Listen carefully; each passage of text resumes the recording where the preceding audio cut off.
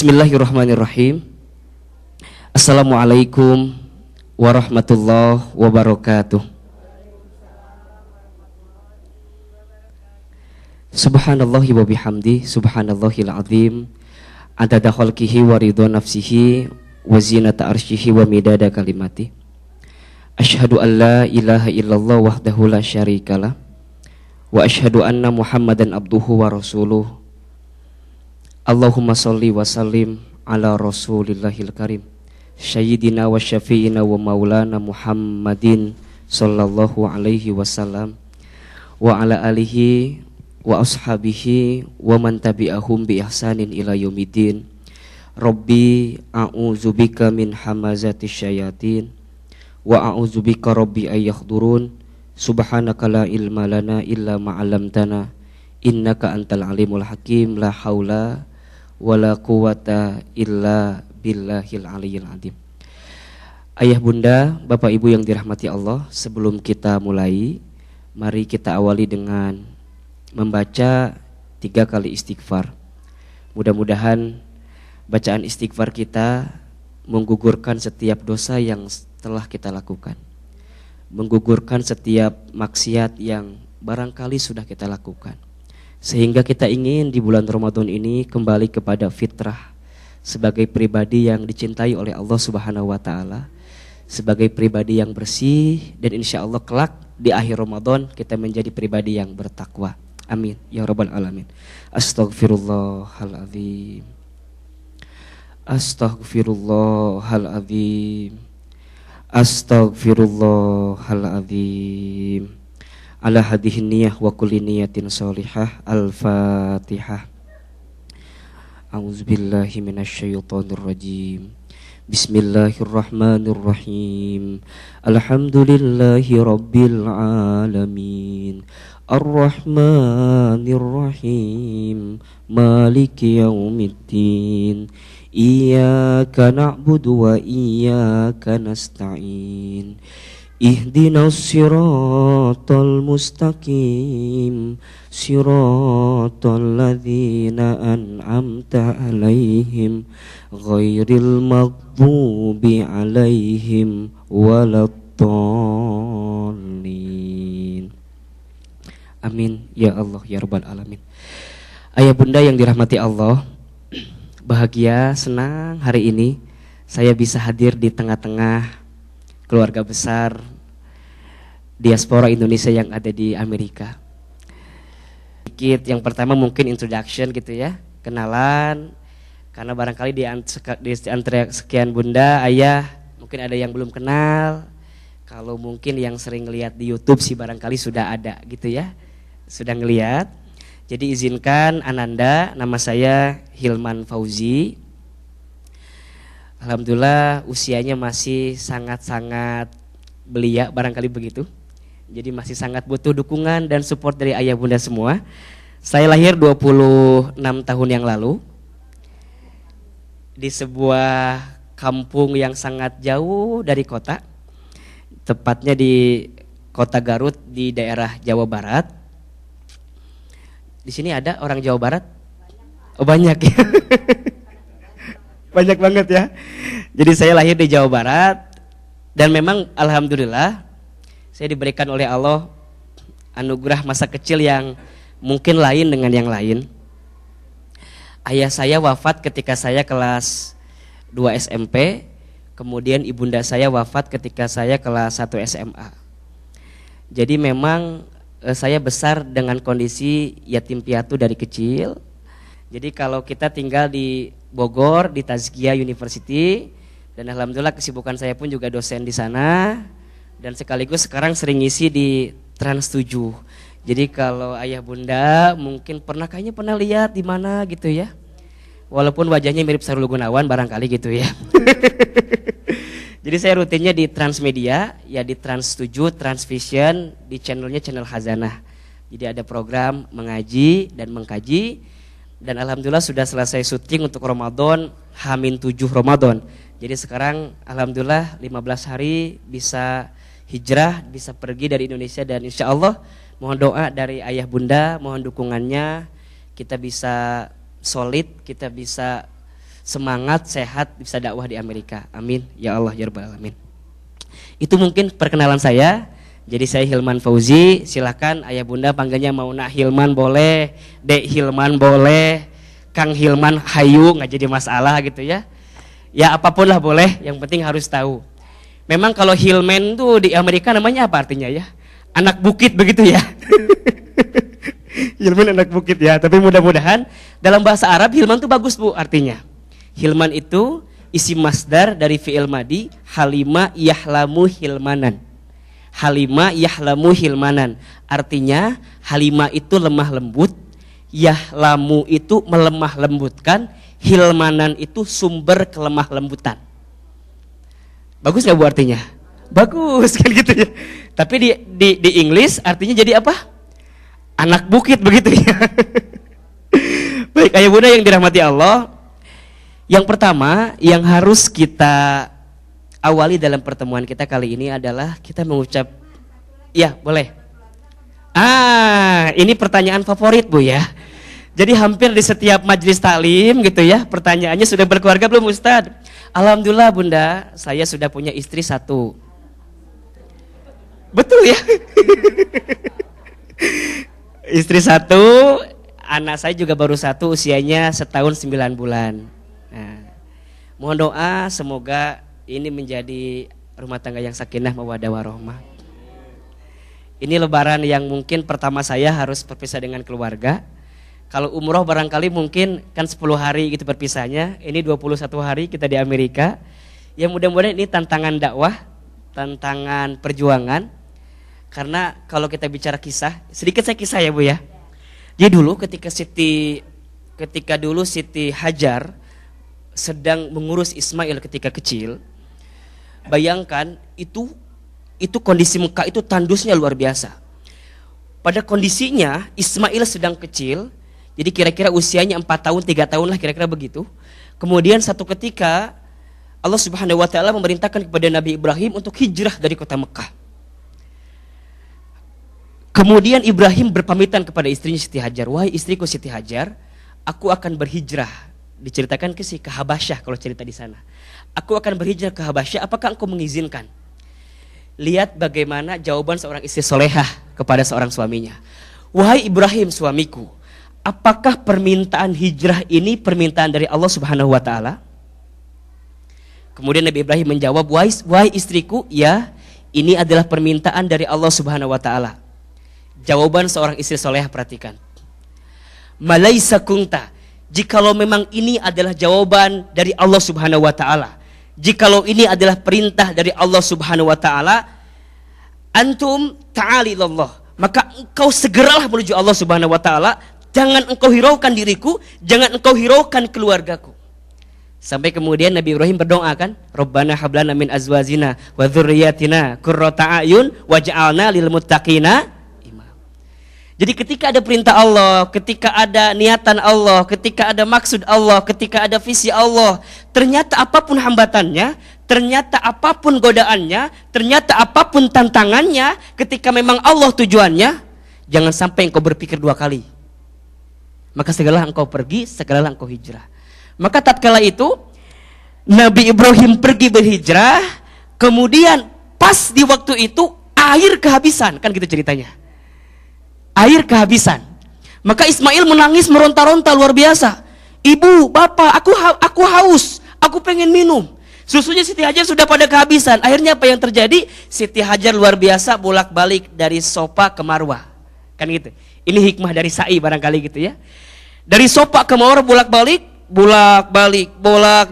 Barangkali Sofa Marwah bukan seperti sekarang pakai lantai marmer enak gitu ya.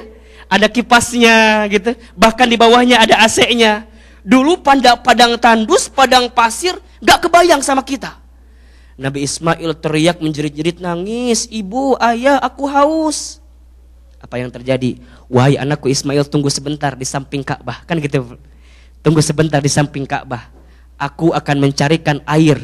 Aku akan lari ke Bukit Marwah. Kemudian aku akan balik ke Bukit Sofa. Barangkali mungkin di antara keduanya akan ada air. Tapi ternyata bolak-balik sampai 7 kali putaran. ternyata air itu nggak muncul di antara bukit Sofa dan Marwah. Di mana air itu muncul? Akhirnya air itu muncul dari jari-jari Ismail yang kecil tepat di samping Ka'bah yang sekarang kita tahu itu namanya air Zam-Zam. Hikmahnya barangkali sederhana gitu ya. Mungkin kita tidak akan memetik hasil dari apa yang kita perjuangkan. Langsung Allah kontan. Tapi Allah sudah persiapkan di tempat yang kita nggak pernah tahu gitu. Tapi Allah sudah hadirkan di waktu yang kita nggak pernah tahu gitu. Sama dengan perjalanan saya barangkali hari ini gitu ya. Tidak pernah terbayang akan seperti apa nanti di Amerika ya. Kita ketemu saudara nggak di sana ya. Puasa kita nanti gimana ya. Deg-degan luar biasa. Tapi ternyata pas saya hari ini, sore ini ketemu dengan ayah bunda semua, semangatnya lain. Semangatnya jadi, oh ternyata kita banyak saudara di sini gitu ya. Gak usah sedih, gak usah takut, gak usah khawatir, gak usah gelisah. Ternyata di sekian banyak perjalanan itu Allah sudah siapkan buat kita mutiara-mutiara yang kita gak pernah tahu. Sama seperti ayah bunda sekarang. Mungkin sudah puluhan tahun ya. Sudah puluhan tahun mungkin melaksanakan puasa Ramadan di sini ya bunda ya. Lama Ustadz, lama betul ya. Kalau di Indonesia mungkin sudah buka 12 jam, 11 jam sudah buka. Kita di sini 17 jam, 18 jam. Tapi kita nggak pernah tahu kira-kira pahala apa yang Allah hadirkan buat kita. Kita nggak pernah tahu ganjaran apa yang sudah Allah persiapkan buat kita. Tapi yang jelas kita berharap kepada Allah, ya Allah, mudah-mudahan perjuangan kita, mudah-mudahan semangat kita, mudah-mudahan giroh kita dalam menjaga perjuangan dakwah ini. Khususnya mungkin kita berpuasa di tengah-tengah, mohon maaf. Ya, saudara kita, komunitas kita bukan komunitas muslim barangkali. Nah itulah kekuatan yang menjadi dorongan tersendiri buat kita, menjadi satu sentuhan tersendiri buat kita. Mudah-mudahan ayah bunda semua bisa kuat dan sehat menjalani ibadah puasa kita kali ini. Amin ya Allah ya Rabbal Alamin. Tadi kita lanjutin ya bunda ya. Jadi yang pertama yang harus ayah bunda ingat, dalam setiap momentum apapun kita harus sangat pandai bersyukur kepada Allah Subhanahu wa taala. Karena ternyata kekuatan syukur ini adalah kekuatan yang sudah Allah langsung jamin dalam Al-Qur'an. Nikmat bersyukur ini adalah nikmat yang sudah Allah tuliskan dalam Al-Qur'an bagaimana pahalanya buat kita. Quran surat Ibrahim ayat 7 dengan jelas Allah Subhanahu wa taala menyampaikan kepada kita, wa in ta'addana rabbukum la in syakartum la azidannakum wa la in kafartum inna adzabi lasyadid. Dan ketika aku menyampaikan kepada kamu sekalian, wahai hambaku, ya, jikalau engkau bersyukur dengan apa nikmat yang aku berikan kepadaku, la azidannakum, maka pasti aku akan menambah nikmat yang aku berikan kepadamu. Wala in kafartum, dan jikalau sebaliknya engkau kufur, engkau tidak bersyukur dengan nikmatku, apa kata Allah? Ketahuilah adzabil syadid, sesungguhnya azabku begitu pedih. Oke, kita akan mulai kajian kita pada kesempatan kali ini dengan bab syukur dulu ya. Bab syukur dulu. Ustadz, apa di antara nikmat yang harus kita syukuri pada kesempatan kali ini? Apa di antara pemberian Allah yang harus kita syukuri pada kesempatan kali ini? Nah ternyata di antara nikmat yang Allah masih titipkan kepada kita sampai hari ini ayah bunda, yakni Allah masih menitipkan kepada kita nikmat iman dan Islam. Apa kata baginda Rasul? Nikmatani kasirum minal abdi. Ada dua nikmat yang aku berikan banyak di antara hambaku, ya. Tapi mereka, apa yang terjadi? Nasita, seringkali mereka lupa dengan nikmat itu. Mahwa nikmat, apa nikmat itu? Al-imanu wal islamu, nikmat iman dan Islam. Jadi sebuah nikmat yang luar biasa ketika Allah masih tanamkan dalam dada kita, masih kuatkan dalam hati kita, masih yakinkan dalam benak kita bahwa ketika imannya masih nancep, kira-kira begitu, Islamnya masih nempel dalam hidup kita, itu adalah sebuah berkah yang luar biasa dari Allah Subhanahu wa taala. Nah, sampai kemudian ketika nikmat iman dan Islam itu Allah turunkan kepada kita, maka hal implementasi yang bisa kita tahu pada kesempatan ini adalah Allah masih berikan kita kesempatan untuk facing to Ramadan, untuk bertemu dengan Ramadan. Untuk bertemu dengan bulan Ramadan. Kenapa demikian? Karena ternyata bulan Ramadan itu adalah bulan yang Allah sebut sebagai tamu istimewa. Kalau saya mau tanya kepada ayah bunda, sekarang kalau mau ada tamu istimewa datang ke rumah kita, kira-kira kita persiapan apa enggak?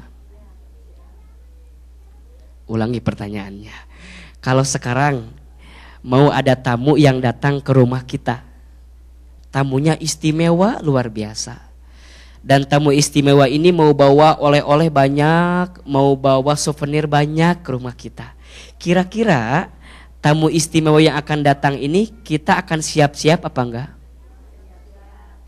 Persiapannya luar biasa kadang-kadang ya ayah bunda ya. Hidangannya disiapin begitu ya. Kadang-kadang kursinya udah agak jelek, diganti kan begitu. Kemudian rumahnya sudah agak kusam, catnya pun segera buru-buru dicat. Wah luar biasa. Kadang-kadang pakaian kita pun begitu ya. Untuk nyambut tamu istimewa ini dipersiapkan jauh-jauh hari.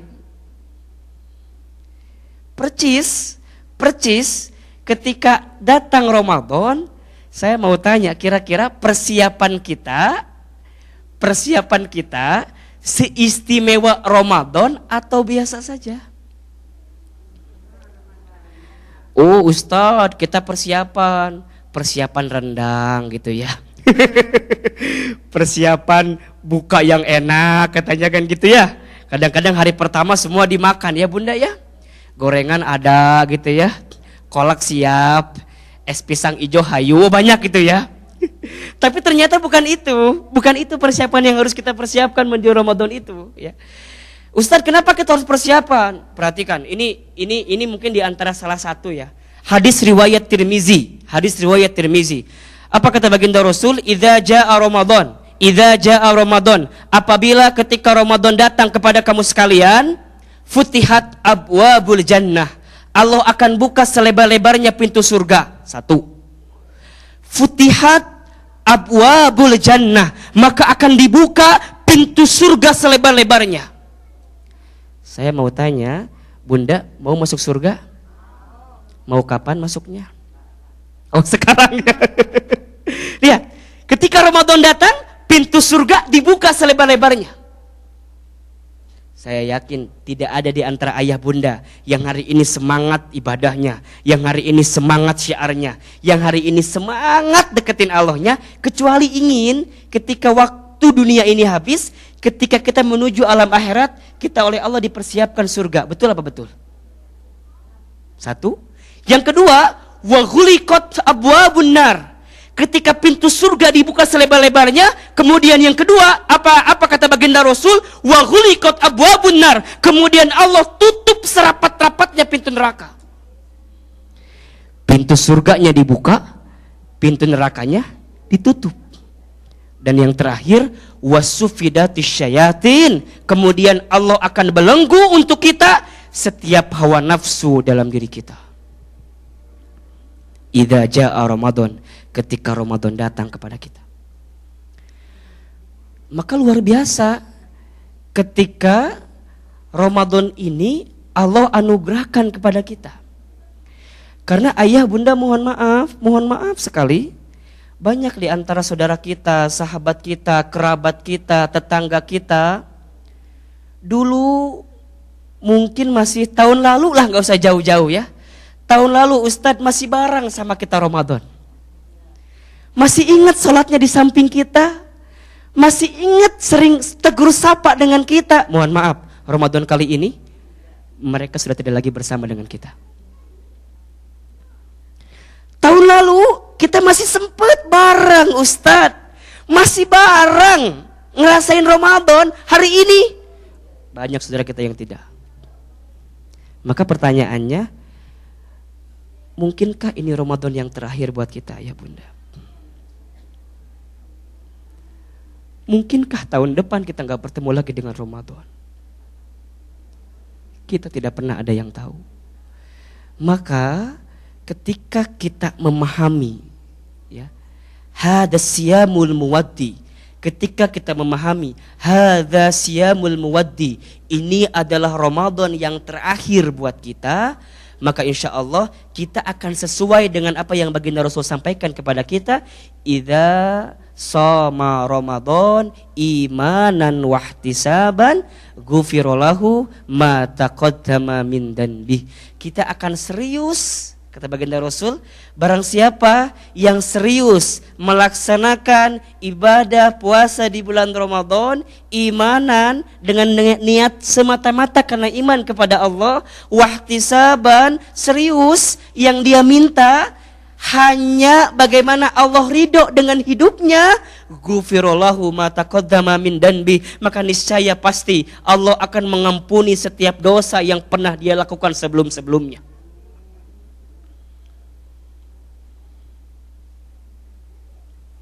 Kita sudah masuk Ramadan ke berapa hari ini bunda? Berapa hari? 14. Lebaran berapa hari lagi berarti? 16 hari lagi ya. 14 hari, sudah 14 hari Ramadan. Sudah 14 hari Ramadan. Kalau boleh kita evaluasi, kira-kira persembahan ibadah apa yang sudah kita berikan kepada Allah? Belum banyak Ustaz.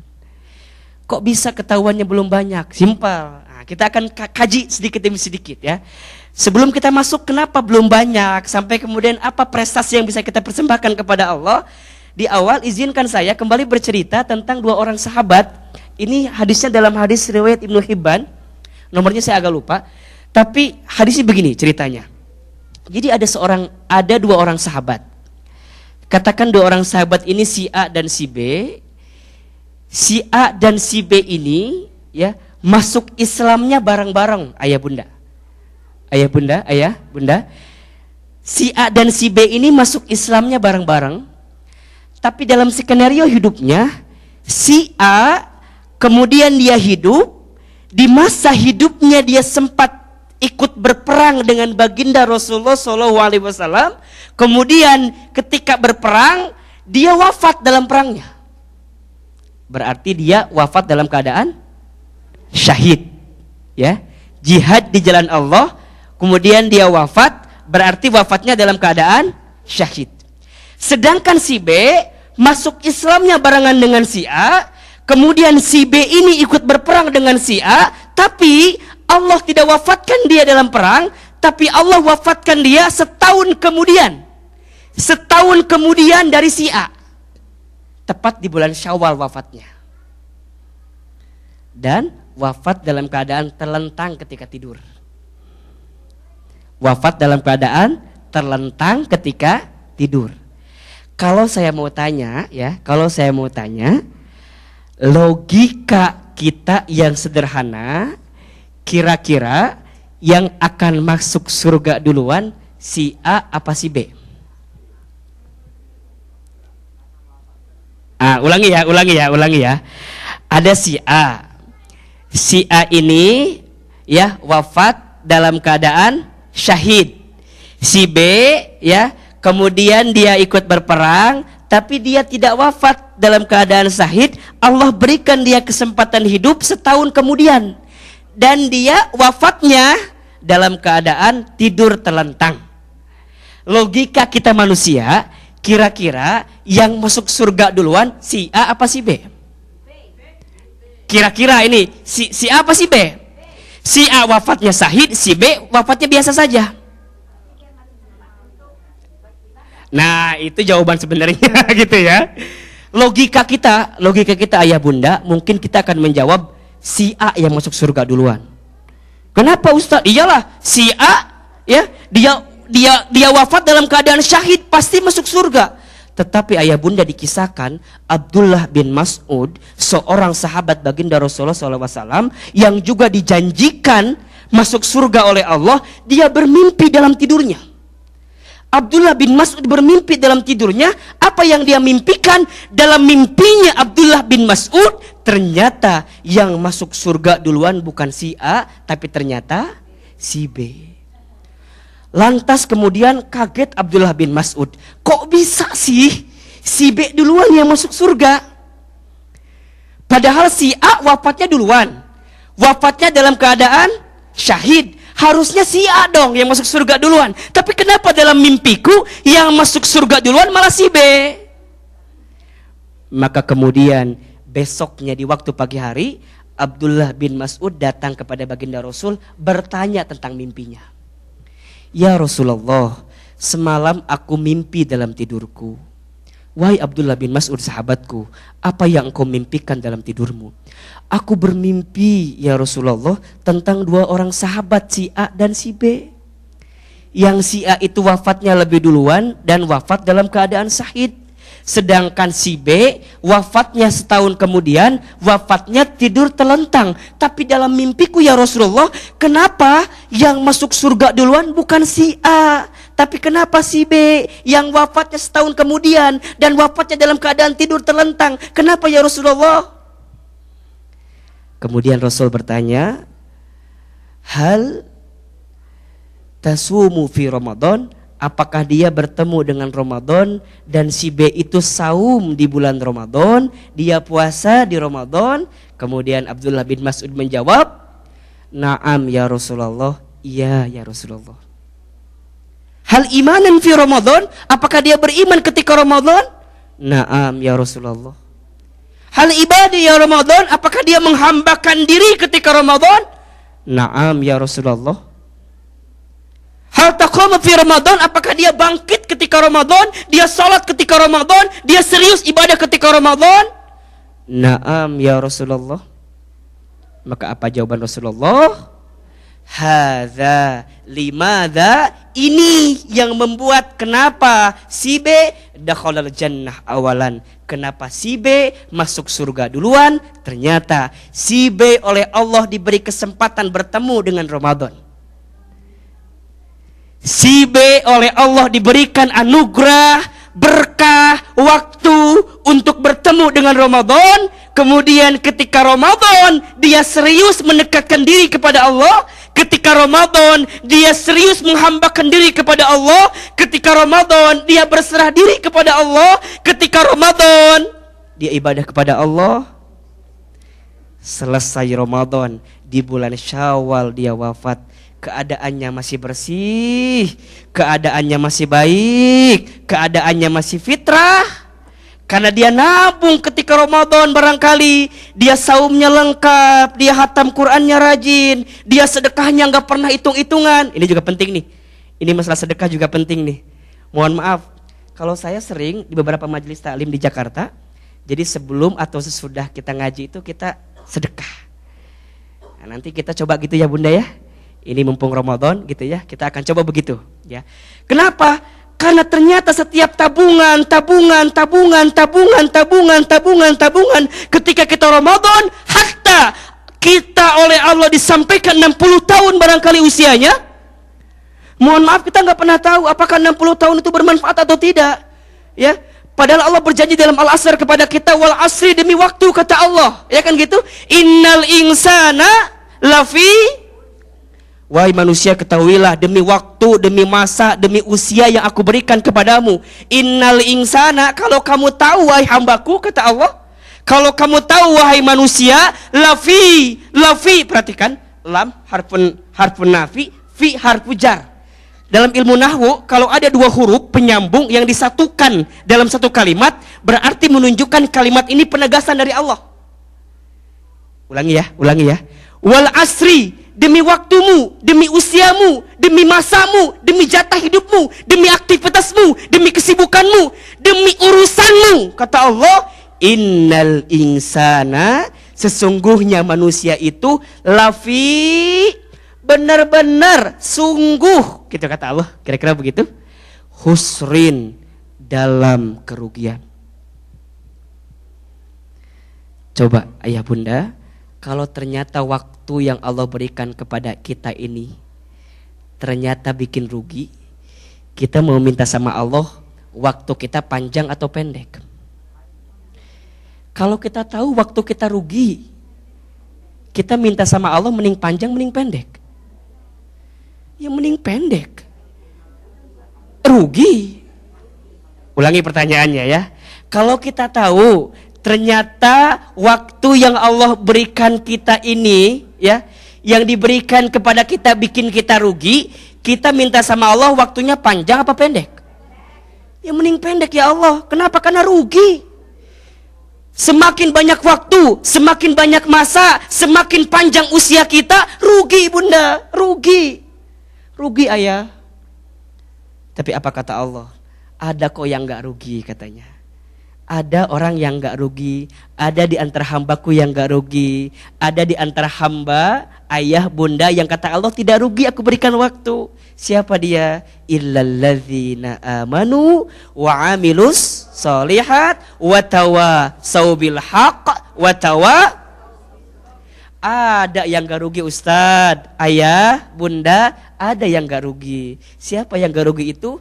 Ketika Allah titipkan usia kepada dirinya, ketika Allah titipkan umur kepada dirinya, ketika Allah berikan waktu kepada dirinya, dia gunakan waktunya untuk apa? Amanu, untuk beriman. Sudah azan ya? Oh belum. Amilus solihah, untuk punya amal soleh. Watawasau bil haqqi, untuk bisa saling menasehati dan dinasehati dalam kebaikan. Watawasau bis sabri, dan bisa saling menasehati dalam kesabaran. Ya. Nah, ketika Ramadan datang, si B dia memaksimalkan Ramadannya,